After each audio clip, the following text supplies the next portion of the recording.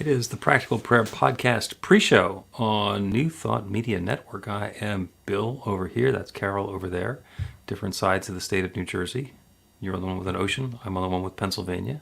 And we're going to record an episode of the Practical Prayer Podcast in just a moment or two. But in the meantime, we are going to talk about what's going on for us and also make way for the folks who are watching on New Thought Media Network, either live or in the recording, to make a comment or ask a question. If you're live, you can do that in the chat or comments on your FaceTube or U-Book. Or otherwise, you can go to the website, which is bethelight.com, be-the-light.com. And there's a little button somewhere on there that you can put in a comment. And we will respond appropriately to the comment, which could be to have a thoughtful conversation about your particular topic, to do the prayer that you are requesting, or just to have some skeptical questioning about what you're talking about. Or if it's a joke, we'll laugh at it. I mean, that's kind of what we're up to. And this is the pre-show portion. So this is like the live studio audience thing that if we were doing a taping in front of a live audience, you guys would be able to talk to the hosts ahead of time. Enough of that. So how are you today, Carol? Wonderful. Okay, Wonderful. You're back on camera, which is nice. Yes, and it's not so much being back on camera that's nice. It's like feeling like I'm back. I'm okay to be on camera. That is the important part. Yeah. So I looked at the calendar, and when I first started going downhill, it said November 13th. Wow. And progressively, I thought, oh my God, you see all these little curls and squigglies? They weren't there. they were not happening for a while. So yeah, I'm back to feeling myself now. Excellent. Well, welcome back. And so we got an episode of the Practical Prayer Podcast, and you're looping back around to one of your one of those persistent topics that you like talking about. Oneness? Yeah. Is that it? Do I like talking about that? You know what? It's really interesting because oneness is kind of the foundational concept of the whole New Thought thing. So it is completely not surprising that you keep coming back around to that, because it's the basis of everything else. Yeah, when you say it like that, it makes sense, because I keep bumping into stuff that, like directs me back to, I'm thinking, that's oneness? That's what you mean?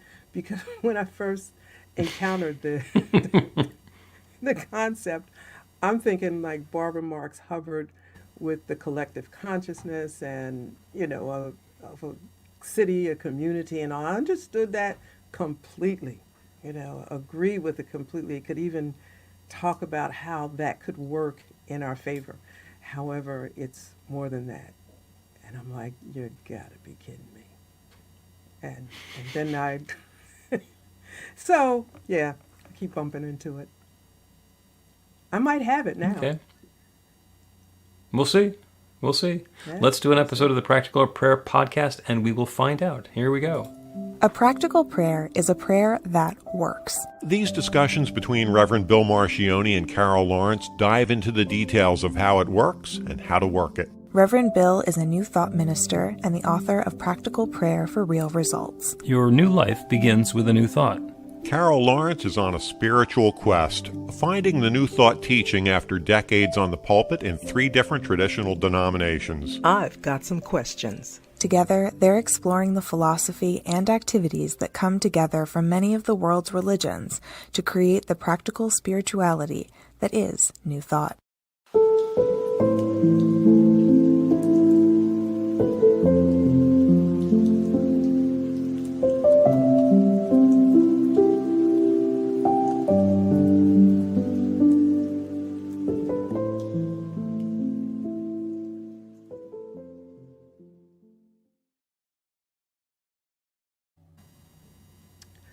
Welcome to the Practical Prayer Podcast.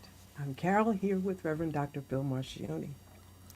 And Looking forward to a favorite conversation today.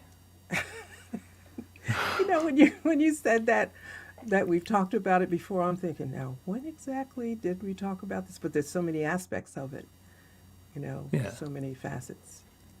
And I was tempted to leaf back through the Dead Sea Scrolls of listings of the episodes that we've done, because this is number 132, so there are a fair number of them. And there is a mention of oneness in there at least once as a topic, and it's foundational. And I hope I'm not giving anything away, because we begin every practical prayer recognizing that there is one power and presence, one love, one source. And the second step of the prayer is to recognize that because there's only that one, we're part of it. So oneness is kind of important. And when I say kind of, I mean that's pretty much the ball game. There's some important nuance beyond that, but that's the idea here. There's not duality or trinity or a pantheon of gods or the rest of that. There's just the one. So, back to your question. Well, I get it. Okay, I get it when it comes to God and spirit. I get that. The step 1 and 2, no problem when it comes to God.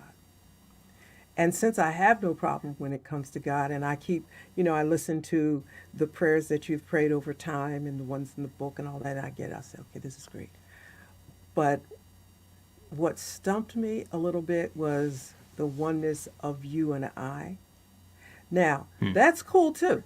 I can get that until it gets to where somebody is misbehaving, what I would call misbehaving.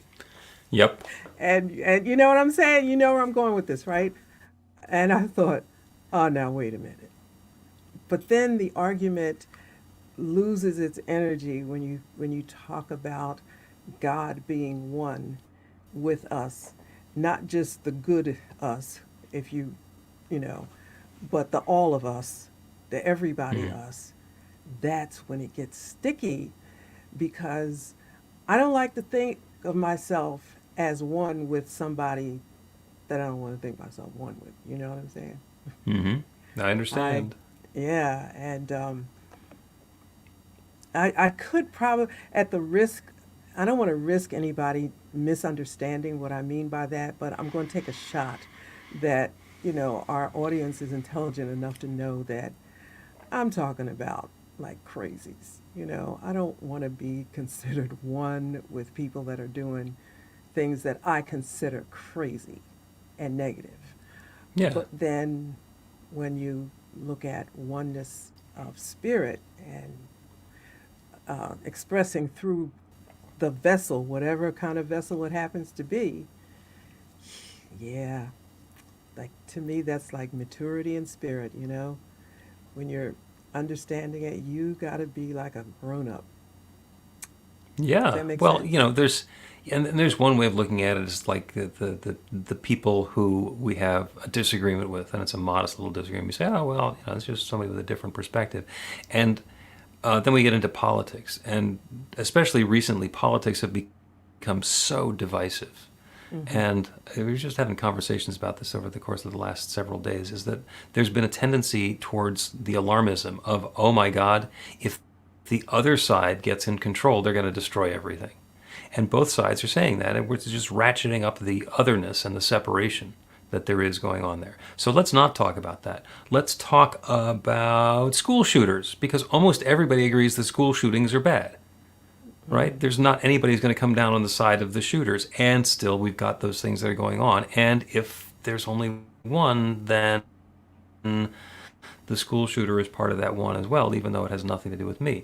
And there are people who are carrying out terrorist attacks, and other people who are carrying out terrorist counterattacks and invasions and defending themselves. And there's all sorts of conflict that's going on, and otherness.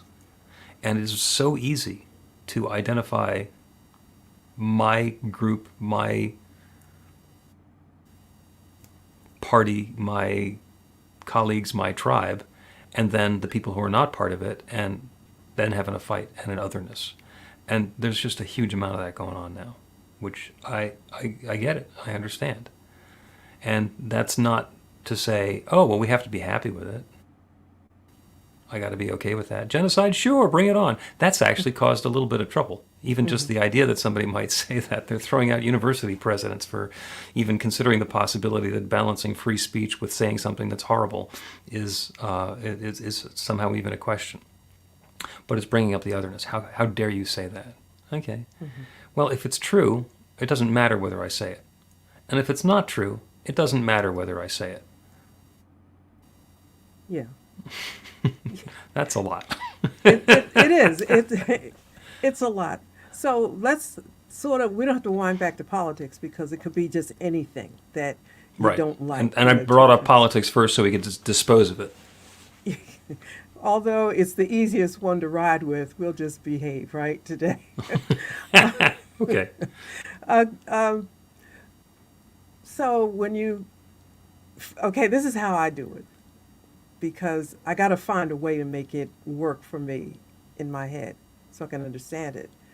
When I see the negative on the other side, I mean, not something that I just disagree with, but something that I think like it's just destructive, is whatever.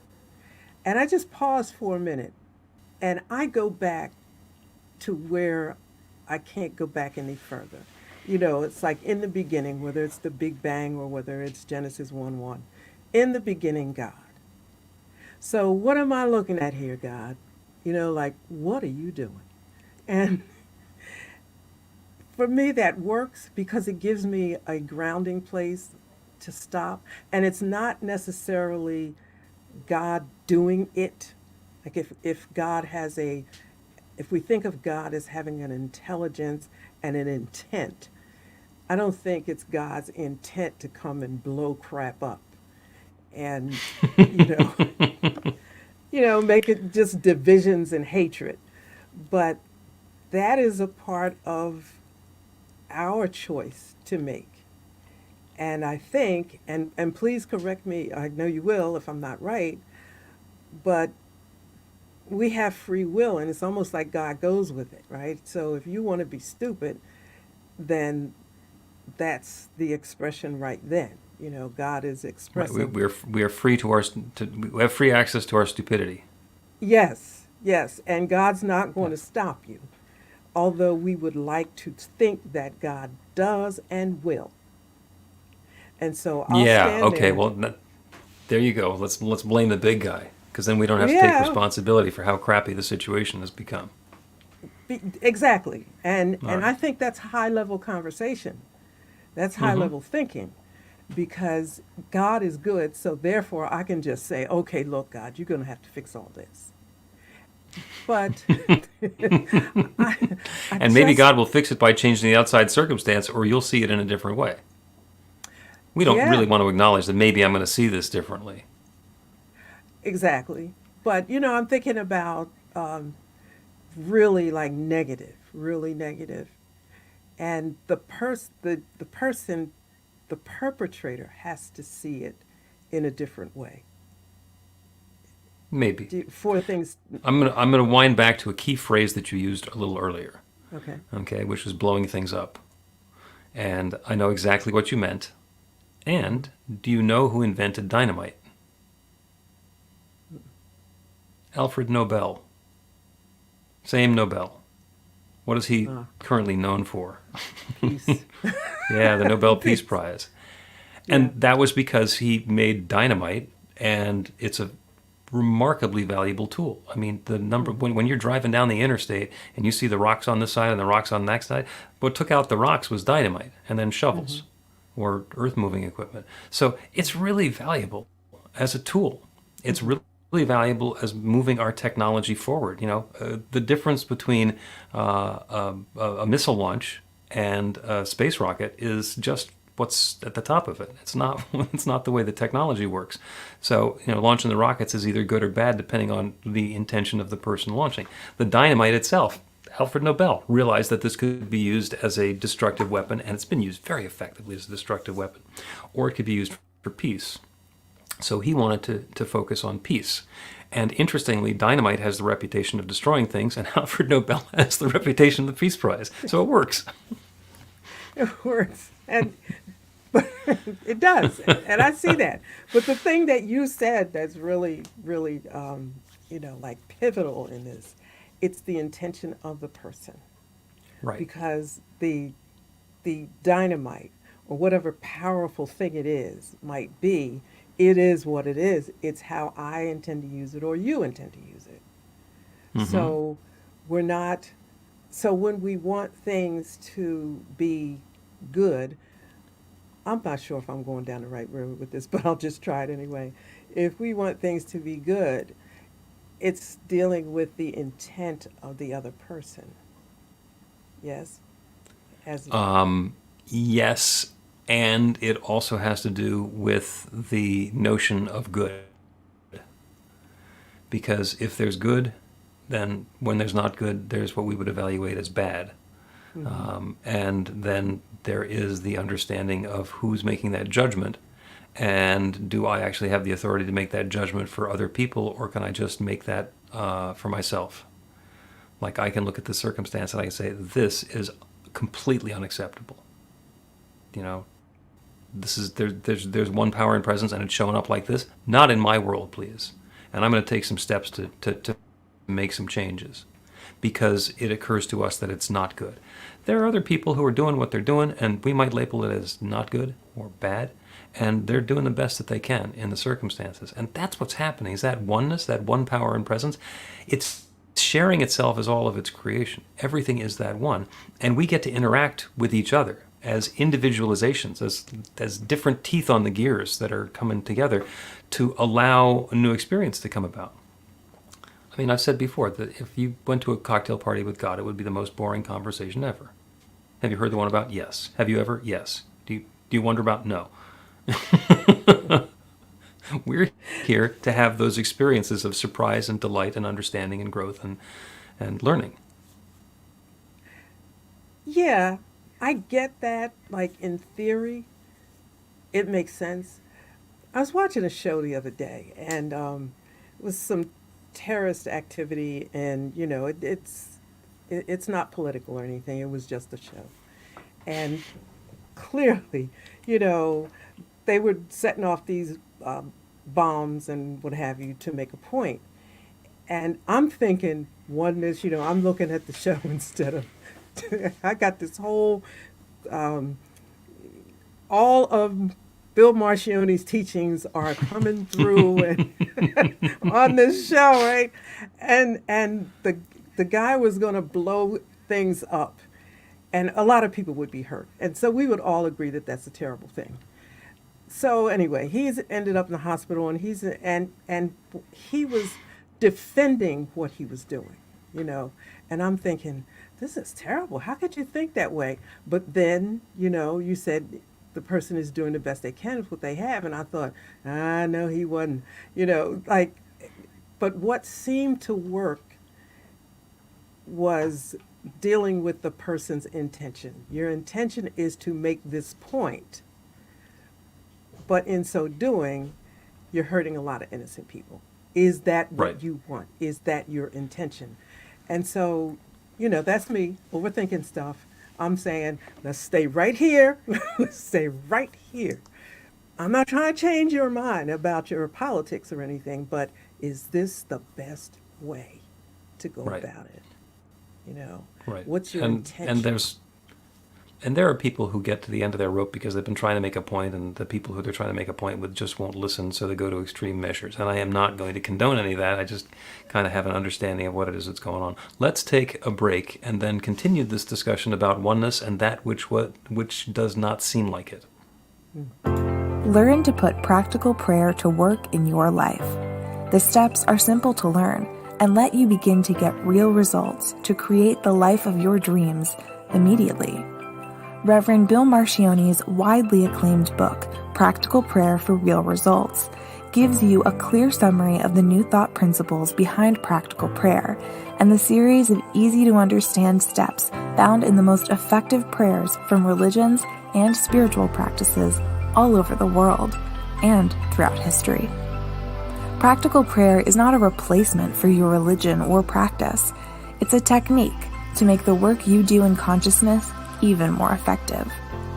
The book includes 40 prayers on various topics that you can adapt as needed and use as your own.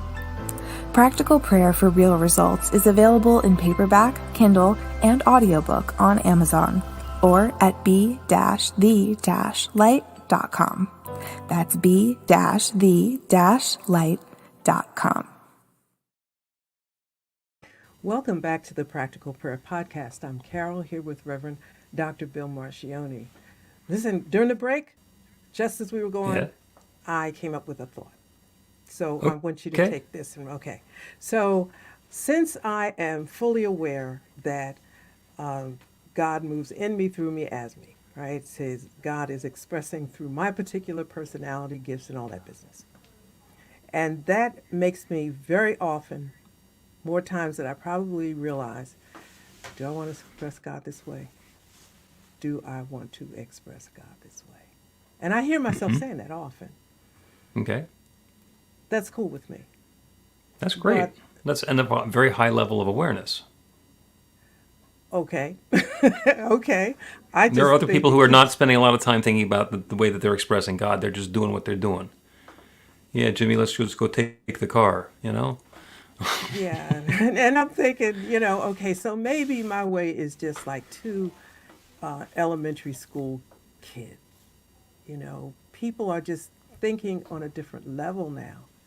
And it's not how I'm expressing God, it's how I'm expressing myself, what I want, which brings in the ego thing. You see what I mean? It just gets it's a lot in there. Oh, it all So gets lo- tangled up. And Yeah. and you came out a little bit judgmental about kindergartners just a minute ago, acting like a little kid, like you're being so simplistic. And the fact of the matter is, if we all had the consciousness that we had when we were going into kindergarten before we started getting really domesticated, and the world telling us how things really work and what we have to believe and what we can't do and what we always need to do and all the rest of that stuff, we'd be much better off. The rules to live by are really simple. Like if you live by the golden rule and you're actually honest about it, and you want other people to have the good that you want, that's kind of utopian. Yeah. Yeah. And everybody knows the golden rule. It's in every religion. And by the time we're sophisticated and grown up, we have competitive differentiation amongst our product lines. That means mine's better, yours is worse, and I'm going to tell people that yours is worse so that I can get them to buy mine, and I can get the car in the expense account, and you can't, and we get into this whole competitive thing, and it's game on. And do you ever stop to think, like, what happened? Like, what happened? Because it feels like things are just getting worse. Now, they are, I remember, back in now, when y'all already know I'm 70, so there's no need in me talking about dates. But back in the day, they'd say, do unto others, and the world is coming to an end, and blah, blah, blah. And it's been coming to an end for 1,000 years. It hasn't yet. But then I yet find myself having moments thinking, like, what is going on? It just seems so bad. Are we getting any better? You know what I mean? And we're getting more sophisticated. We're able to, because of our social science, which is the ability to look at things and evaluate them and measure them and then test against the measurements. We are getting better and better at increasing that sense of separation in many ways. It is possible to pull a book off the bookshelf and have a chapter that starts with, in challenging and difficult times, in divisive times like these, ... and have it be something that was written in 2023, or written in 1980, or written in 1918. Okay? It's not this year. We're always living in challenging times. It's the nature of time. So there's always a challenge, there's always a possibility, there's always something new. Yeah, I think that what's going on now is a lot more focused on the divisiveness than it necessarily has been in the past. And maybe it's just that it's more obvious. I think so. Yeah, because there's always been different parties, political parties around the world, always been different, I want it my way kind of thing. And it's not so much I want it my way because I don't like you. It's just that I think my way is better. Yeah. And, Yeah. so where do we come to some compromise? And that's just out. Yeah, That's compromise is out of fashion. It's much more important to bash the other side than it is to find a way forward. I completely agree. A quick side note: if you say Nazis and fascism, good or bad, generally there was bad, okay, and then you say Henry Ford, good or bad. You say, well, Henry Ford, father of the automobile industry, and he invented the assembly line and all that. But then again, he was very full-throated in supporting the Nazis and fascism. Oops. Okay, well now we've got a little conflict, and that's just in that's two sentences, yeah. But and there's a what? conflict that's going on there. There's a lot of that. There's a Yeah. lot of that kind of thing. And when we don't take time to research or know who it is we're actually talking to and what they really believed, you know, I read some of, well, it's all old stuff, the old stuff. And sometimes I run into statements that are made that would be terribly politically incorrect now. And I'll have to stop and say, now, does this reflect their mindset, or this is just the time? It doesn't reflect any hatred on their part necessarily. That's just the language that was used at the time, the idea that was of that day. But sometimes I have to stop and think. And if you don't do that, there's an anger that can come up, and then "Well, I don't want to read this anymore." But then you're throwing the baby out with the bathwater, and it's not about that. It's so then that comes back to this oneness. We're all one, and we're just trying to do the best we can. You know. Yeah, and on the one end of the spectrum is like it's all divisive. It's us against them, and it's the Democrats, or it's the Republicans, or it's the fascists, or it's the Black Lives Matter, or it's the the Klan, or whoever's taking over for. You can find there's something on either side, and that's all completely true. And I think there's a possibility. And by the way, on other end of the spectrum is the idea that the Centers for Spiritual Living has, which is a world that works for everyone. And I say, yeah, I can agree to that. But that's so fluffy that I don't know how to get there. I know what that means. I know that I want to do that. So what I'm moving towards is a pivot in consciousness, sort of a collective global pivot in consciousness. Because we're really good, like you say, at pointing out the things that we don't like, and who's wrong, and what's unacceptable, and what's the matter with it, etc. Well, what's the world that I do want? What does the world that I want look like? If I turn away from that and I open myself up to this, what is it that I want? And presumably it'll be somewhere along the road to a world that works for everyone. What's the world that I want? What am I inviting, and what am I investing myself in? And I'm moving into that because that's been coming up a lot lately. So that's actually going to be the topic on Christmas Eve for my Sunday morning talk. And I'm in that exciting pocket right now because it's going to happen after the podcast airs. I'm glad you brought up the thing of the world that works for everybody, and then where you're going with it. And I'm sitting here thinking, yeah, please, just like if we could just grind it down even more, because it took me to a time when I first started pastoring, and you have all these philosophies that you carry into the experience, and I like to find compromise, that common ground, because I know everybody wants their own way, or let's just say we have two sides, and so I'm the one who says, okay, let's look at both sides and see if we can take the best of both worlds and see what we can come up with. Well, I flunked on that in the first church.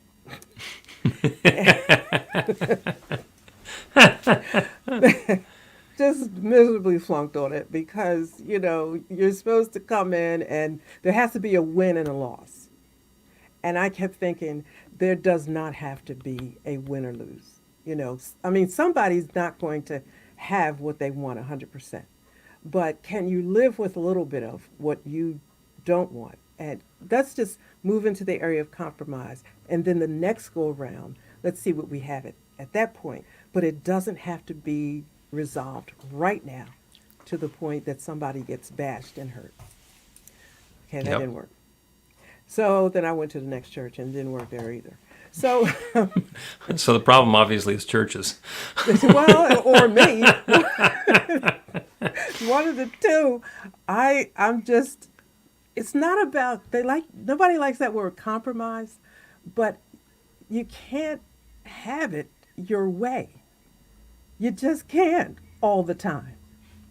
So, can you take a loss for somebody else to have their way for a change? It's not like we're going to, in 6 weeks or 6 months or 6 years, this is going to happen. We're going day by day, moment by moment. And can we do that in a spirit of peace and love and what's going to work in the moment? Yeah, well, I wouldn't win the election with, that kind of thing. It's another one of those fundamental questions. Do you want to be right or do you want to be happy? And Yeah. the number of people who say, I want to be happy because I'm right. And you No, don't, you get to choose. You might be get to right, but if you don't want to be, if you don't care about being happy, then you're just going to be like either a sore loser or a sore winner. yeah, you can't win all. There's no win. It's how we make out with each other. The one thing I was in corporate America, the one thing I loved about corporate America is at the end of the day, 5 or 6 o'clock, you could brutally go after each other in whatever situation it might have been, a competitive whatever, but everybody goes out for happy hour, and nobody's pissed at happy hour. And I always thought, like, what a and you listen. I wanted to name a Bible study happy hour one time.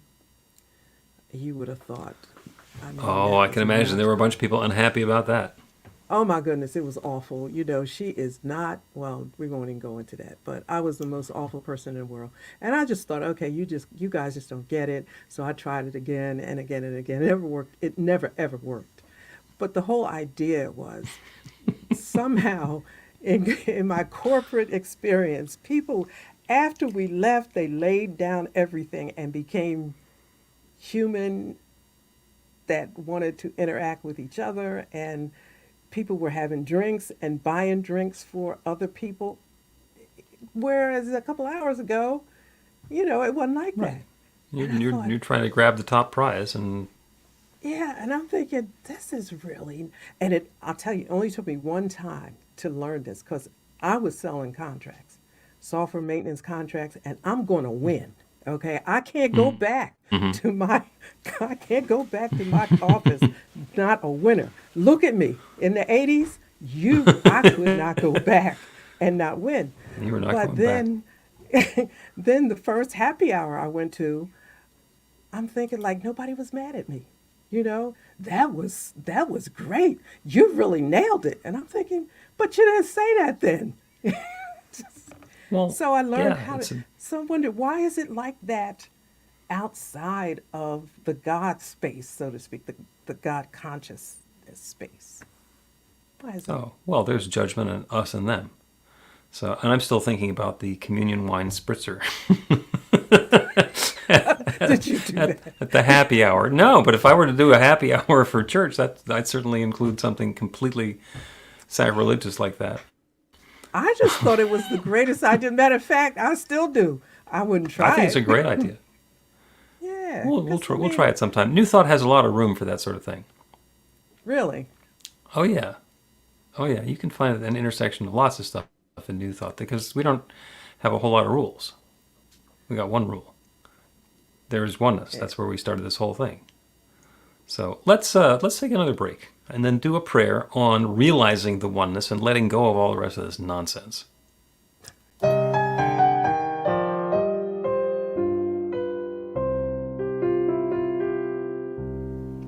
Are you ready to get results? Now, that's not a rhetorical question. Are you ready to get results? RUR2GR. That's actually the abbreviation for the steps in a practical prayer. Recognition, unification, realization, gratitude, and release, with a couple of extra steps in there in case some doubt creeps in along the way. RUR2GR. This class is about the prayer technique that's common to all of the spiritual practices and religions in the most effective prayers that they have. And by effective, I mean that the prayer works. It actually creates a change in the experience of the person doing the prayer. It gets a result. We're going to begin with theory, and then we're going to take it into practice. By the end of the class, you will have your very own practical prayer that will help create transformation in your life.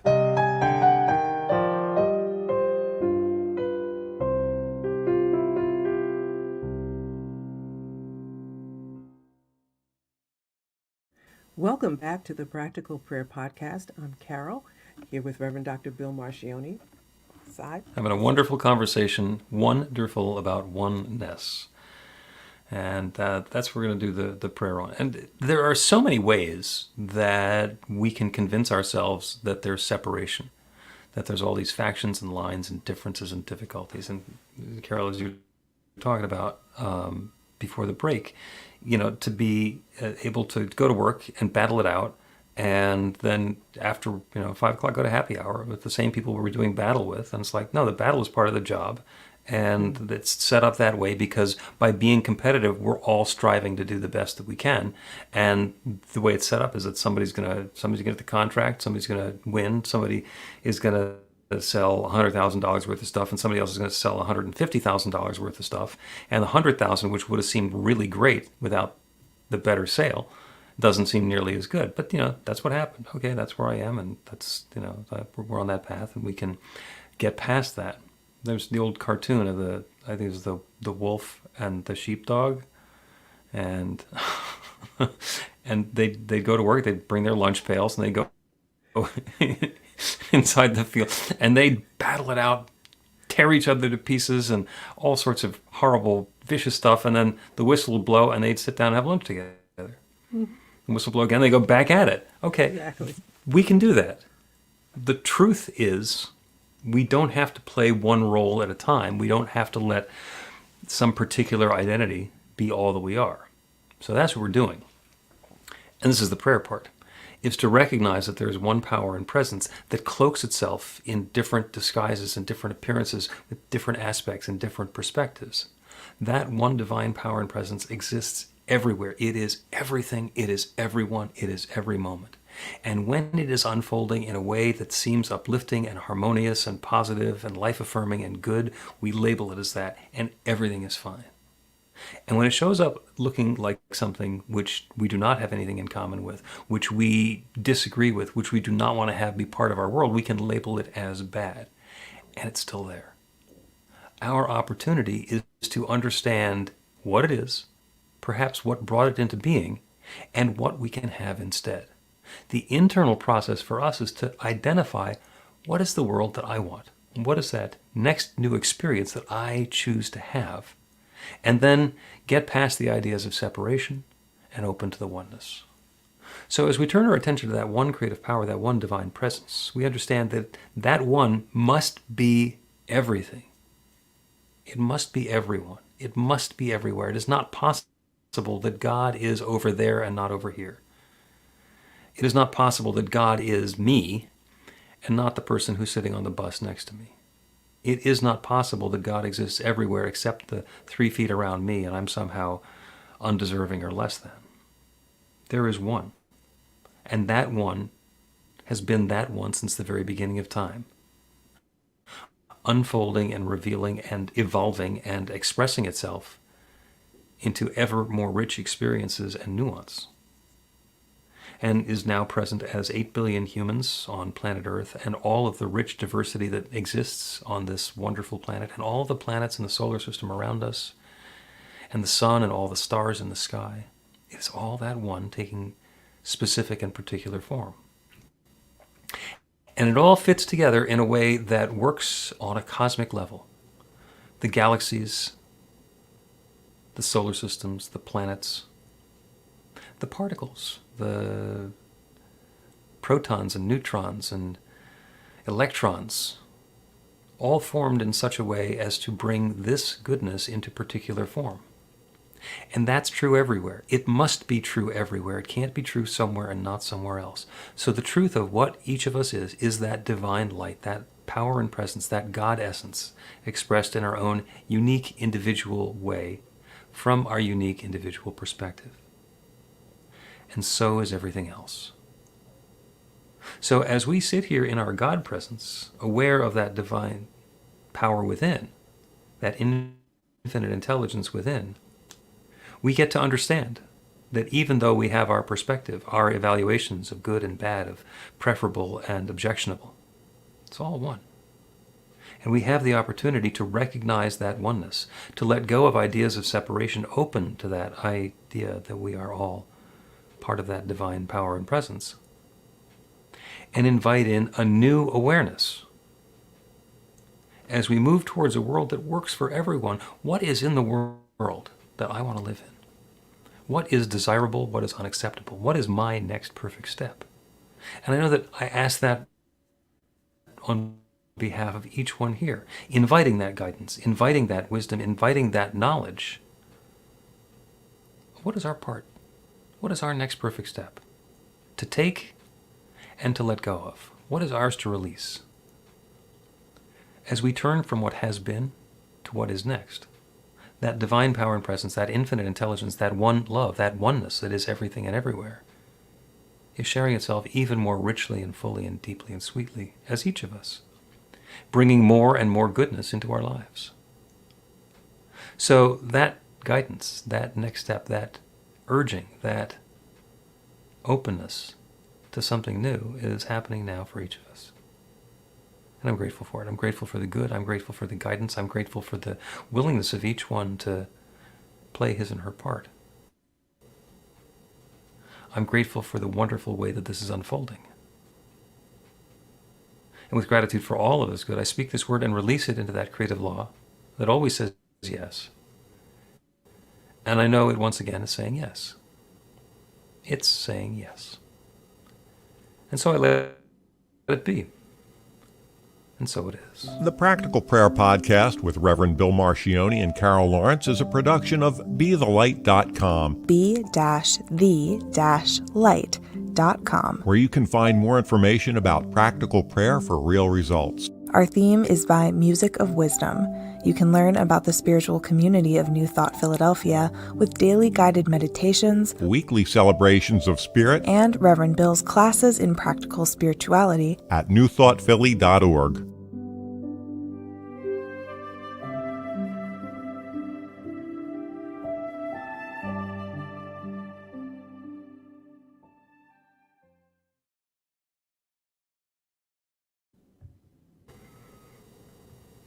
That was good. My golly, that got big. I like that. Yeah. It got big. And it was big. Then again, if the episode's about oneness, the prayer's going to be pretty big. Yeah. Yeah, yeah. 8 billion humans and, universe of galaxies. Well, that's you. Like you express big. I'm just trying to figure it all out. Yeah. Well, let me know how that goes for you.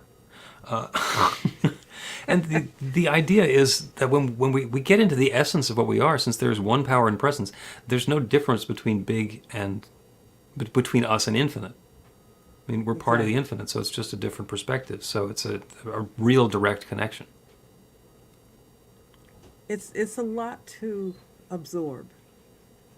It really is. I think when you you read it theoretically, it may make sense, but then when it comes to, okay, I got it today, but a different situation presents itself tomorrow, does this still work? Yeah, it does. And it's tough.